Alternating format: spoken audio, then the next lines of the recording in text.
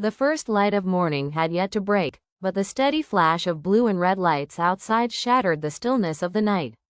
Through the rain-drenched window, I saw the silhouette of the sheriff's cruiser parked on the gravel, its lights flashing in a chaotic, strobing pattern, painting the world in alternating hues of violent blue and harsh shadow.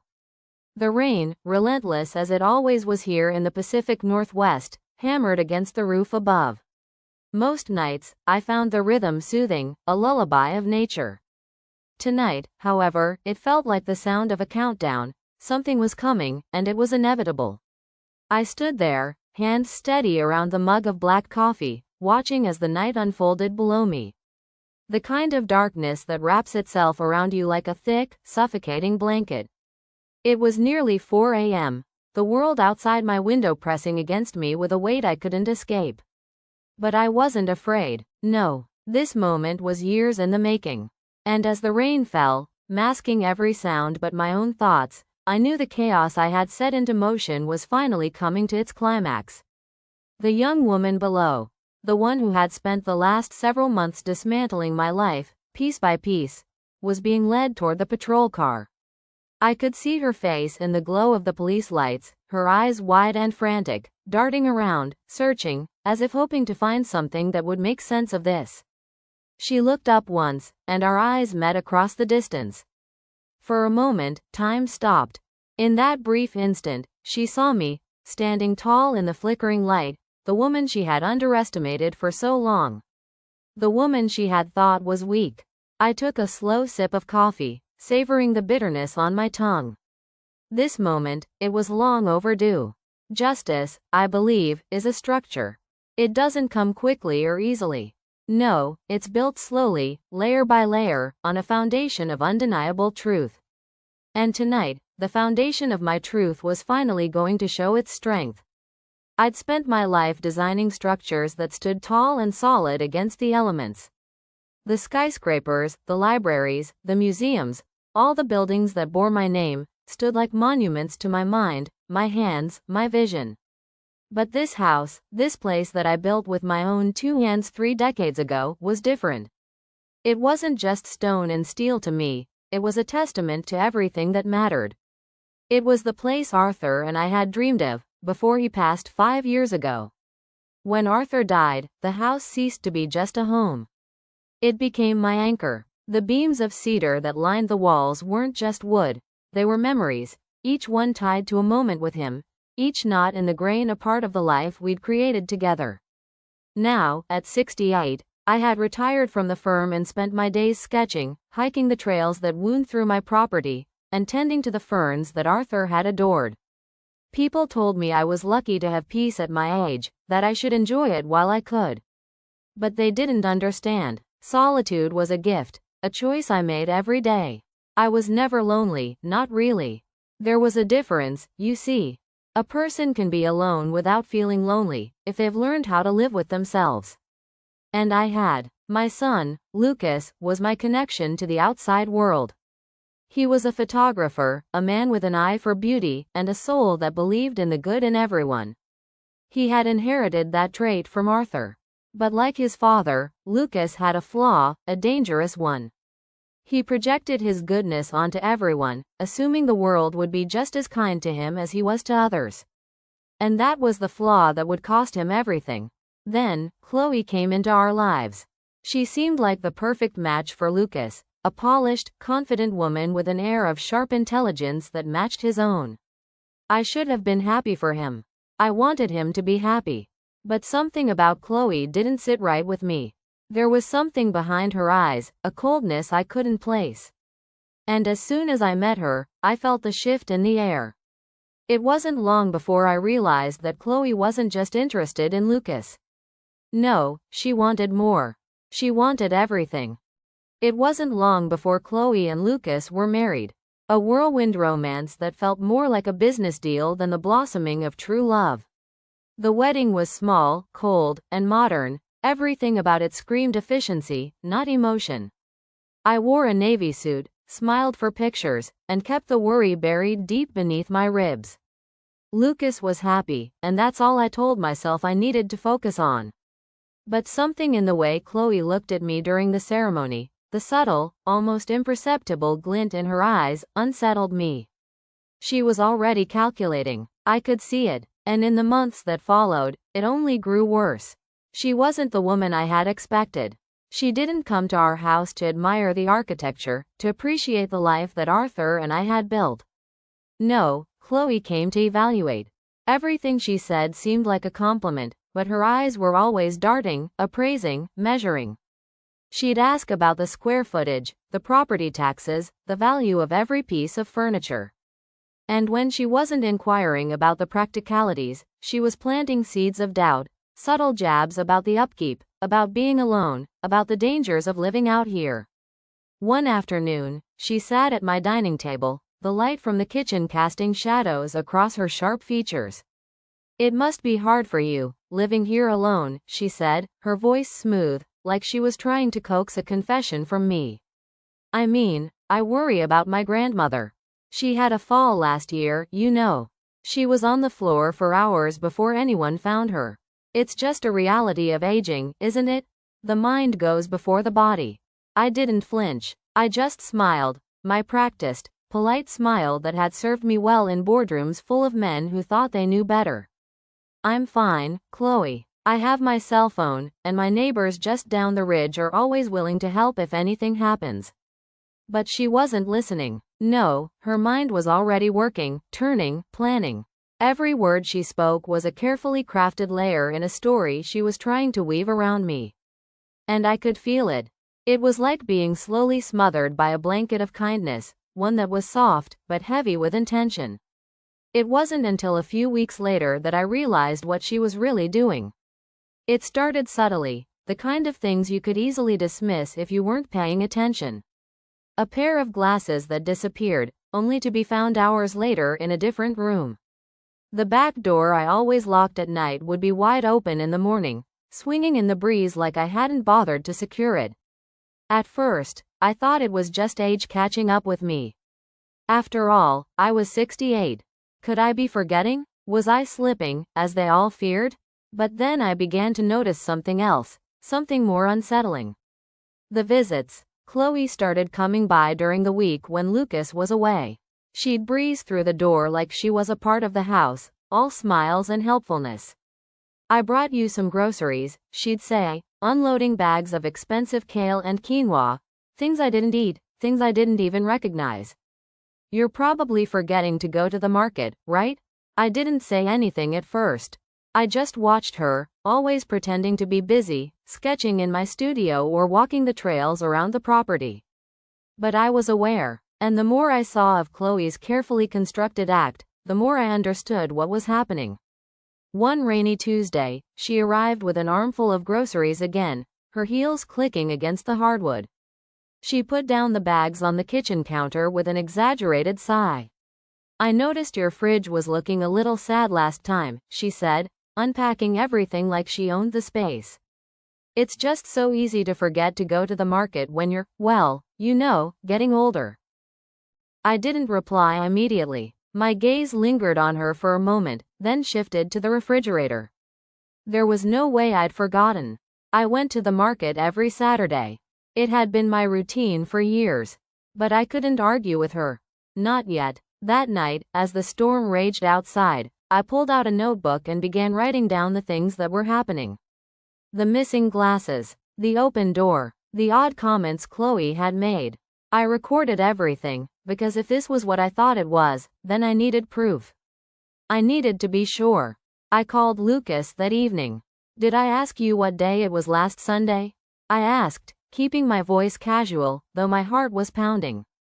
There was a long pause on the other end. Finally, he spoke, his voice soft, almost apologetic. "Mom, Chloe mentioned you seemed a little confused. You thought it was Monday." I felt the blood drain from my face. "I never said that." "Maybe you forgot," Lucas said, his tone laced with that familiar pity. "Maybe it's the grief. You've been through a lot these past few years." I gripped the phone tightly. The walls felt like they were closing in around me. It wasn't just the misplaced objects. It wasn't just the weird little comments. No, this was something bigger. Chloe wasn't just visiting to help. She was rewriting my reality. She was setting the stage for something far more dangerous. She was trying to make me doubt myself. It all came crashing down one morning when I entered my studio, only to find it in disarray. My drafting table, which I kept organized with the precision of a surgeon, was a mess. Papers scattered, books overturned, and worst of all, my compass set, my most prized possession, was missing. My blueprints for the original house, the ones I had drawn with Arthur so many years ago, were gone. Vanished. Just like that. I didn't panic immediately. No, I wasn't going to give Chloe the satisfaction. I methodically retraced my steps, checking every drawer, every nook and cranny in my studio. But I knew who had done this. And the knowledge twisted in my gut like a sharp knife. I had suspected it before, but now I had no doubt. Chloe wasn't just playing games. She was stealing my life, piece by piece. And I had no idea how far she was willing to go to take it all. I drove into town that afternoon, desperate for a break from the suffocating weight of my own home. I stopped by the bakery, one I'd frequented for years, where the smell of fresh bread always gave me a moment of peace. But today, the familiar warmth didn't comfort me. As I stepped inside, the owner, Sarah, gave me a strange look, wiping her hands on her apron as she approached. "Eleanor, I'm so sorry to hear," she began, her voice laced with hesitation. "Sorry about what?" I asked, my pulse quickening. "About your condition," she said softly, looking away, as though embarrassed. "Chloe was in here yesterday. She told me you were, well, struggling with dementia. She asked if we could keep an eye out for you, just in case you wandered off and got lost." The floor felt like it dropped out from beneath me. My stomach churned, and for a moment, the world around me went still, the smell of yeast and cinnamon fading into the background. It wasn't just the misplaced glasses. It wasn't just the open doors or the odd comments. Chloe had been telling people I was losing my mind. She was spreading the story of my incompetence, planting the idea that I was unfit to take care of myself, and all of it was a lie. It wasn't a mistake. It wasn't just her trying to help. No, this was deliberate. Chloe had set her sights on my home, on everything that belonged to me, and she was going to use every tactic at her disposal to make sure she got it. I didn't even say goodbye to Sarah. I left the bakery with my head spinning, the truth hitting me like a freight train.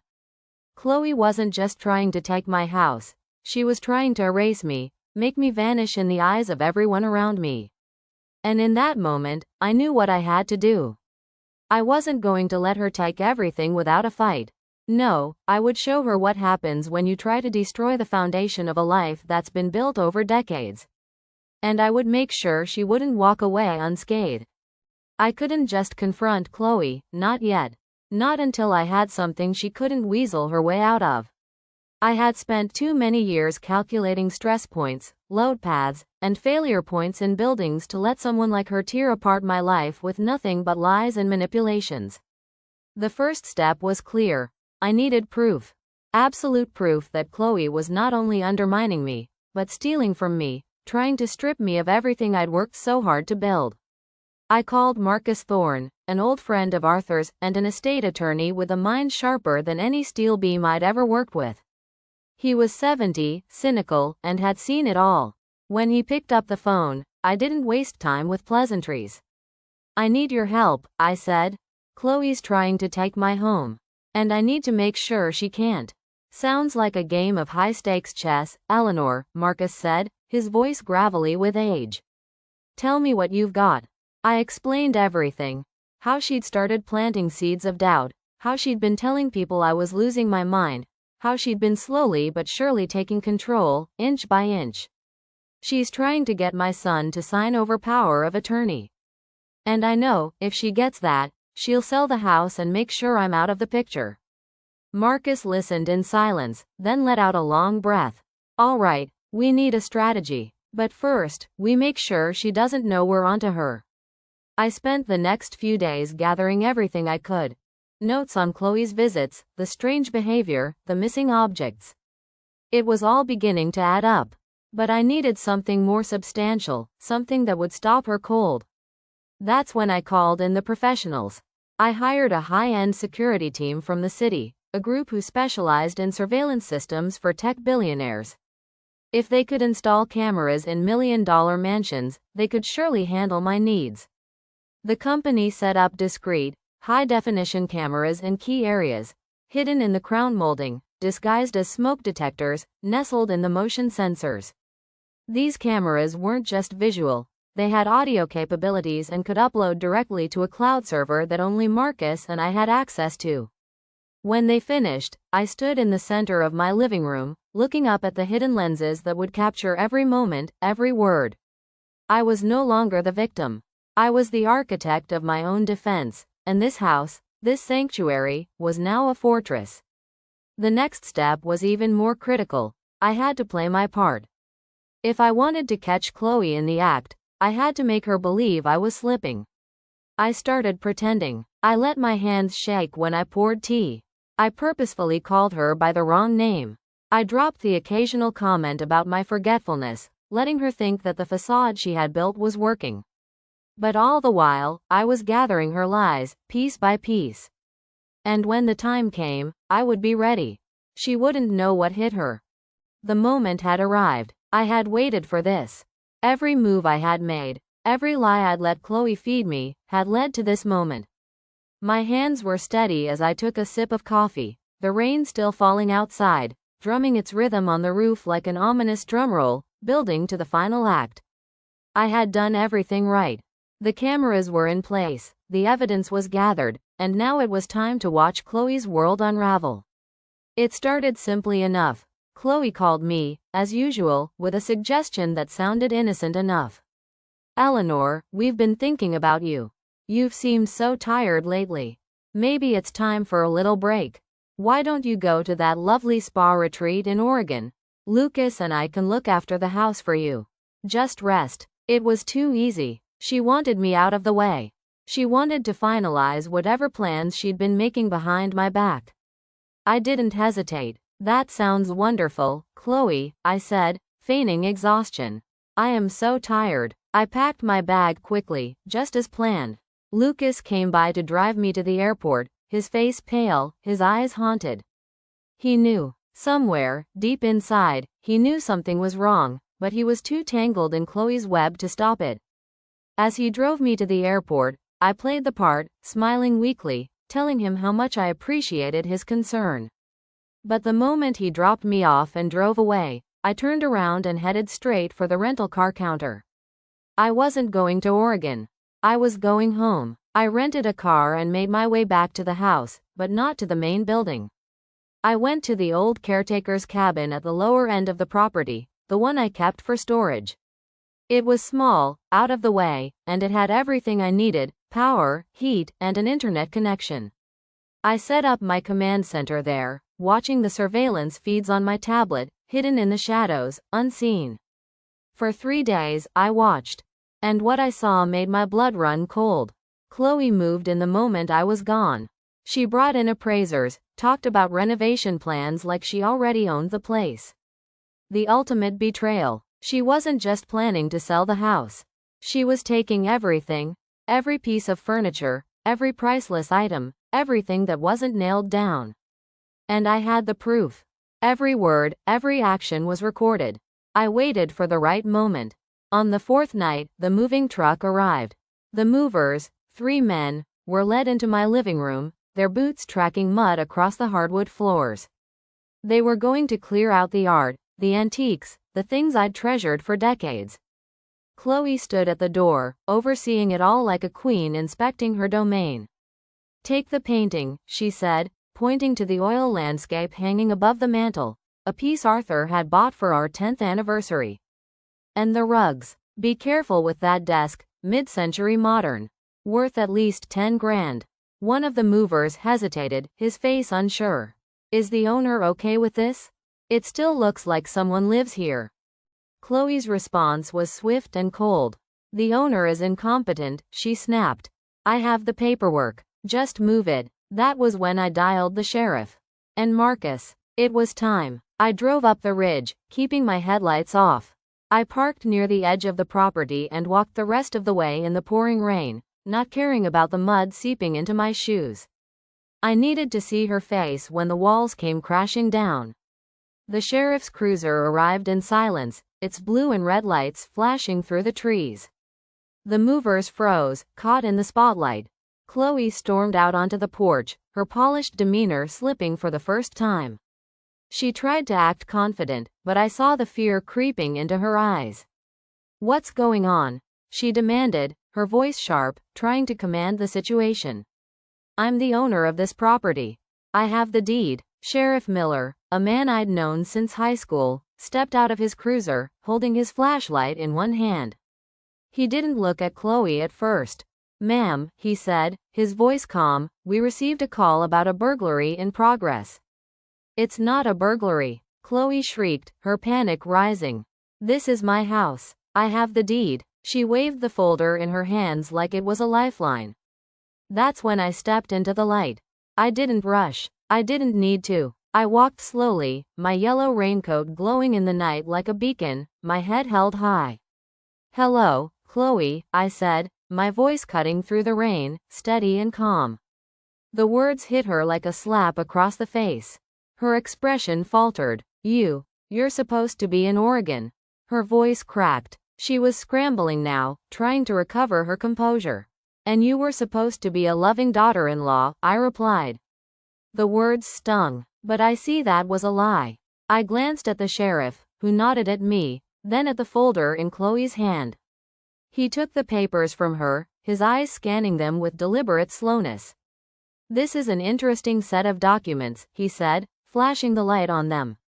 Then, he looked at the tablet I was holding, the video feed of Chloe forging my signature in my office. The footage was crystal clear. "That's a very interesting video, ma'am," the sheriff said, his tone neutral. "According to county records, this house is held in a trust. The trustee is Eleanor Vance. There's no power of attorney on file for anyone else." Chloe's face drained of color. The smug mask she had worn for months fell away. It was replaced by sheer panic. She tried to retreat, but the evidence was undeniable. The movers had already backed away, retreating from the scene. "You can't do this," Chloe hissed, her voice shaking. "Lucas will never forgive you." I raised an eyebrow. "Lucas? Tell her, Lucas." I pointed toward the driveway, where Lucas's car had just pulled up. He stepped out of the car, pale, his expression hollow. He had seen it all. He knew what Chloe had done. The betrayal hit him hard, and I could see it in his eyes, the crushing realization that everything he had believed in was a lie. Chloe shrieked, her voice desperate. "Tell them she's crazy. Tell them I'm not lying." Lucas looked at the sheriff, the movers, and finally, at Chloe, standing with the forged documents in her hands. The weight of the truth shattered him. His voice cracked as he whispered, "You forged it." Chloe's last attempt at defense fell apart in that moment. She started to plead with Lucas, but he couldn't hear her anymore. "Get her out of here," I said, turning to the sheriff. "She's not welcome here anymore." As they placed Chloe in handcuffs, I stood tall, watching. The rain poured down, washing away the mud, the lies, the deception. This was my moment of justice. The foundation had held, and now, Chloe's walls were crumbling. The legal battle was quick, too quick, really. The evidence was irrefutable, and Chloe, realizing she had no chance of winning, took a plea deal to avoid a long prison sentence. Her career, her reputation, it all crumbled in the wake of her greed and manipulation. She had overplayed her hand, and now, there was nothing left for her but the consequences of her actions. As for the house, it remained mine. My sanctuary. The place Arthur and I had built, brick by brick, and where I had fought so hard to keep control. The trust we had put in place years ago had protected it, and in the end, it was the very thing that ensured its survival. But what struck me the most was the silence that followed. The world felt strangely still, as if the storm had finally passed and left only calm in its wake. The chaos Chloe had created was gone, but it had left its mark.